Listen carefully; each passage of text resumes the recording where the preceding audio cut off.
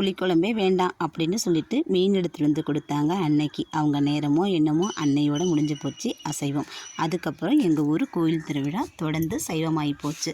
எங்கள் ஊரில் குடியேறினதுக்கப்புறம் 10-12 நாளைக்கு நாங்கள் எப்போவுமே கவுச்சி ஆக்க மாட்டோம். எங்கள் வீட்டில் நாங்கள் சமைக்க மாட்டோம். ஏன்னா மாதாவுக்கு நாங்கள் காவி போட்டுருவோம். காவி போட்டுட்டு 10 நாளையுமே நாங்கள் எப்போவுமே சைவமாக தான் இருப்போம். அதனால எங்கள் வீட்டில் கவுச்சி இருக்காது. அதுக்கு பார்த்திங்கன்னா இன்றைக்கி புளிக்குழம்பு தான் வச்சுருக்கேன். புளிக்குழம்பு வச்சுட்டு வெண்டைக்காய் பொரியல் பண்ணினேன். புளிக்குழம்பு கொஞ்சம் திக்காக இருந்தால் தான் சின்ன வெங்காயம் பூண்டு இதெல்லாம் உரித்து போட்டு நல்லெண்ணெய் ஊற்றி தாளித்து கொஞ்சம் இந்த மாதிரி திக்கான பக்குவத்தில் இருந்தால் தான் சாப்பிட்றதுக்கு நல்லாயிருக்கும்.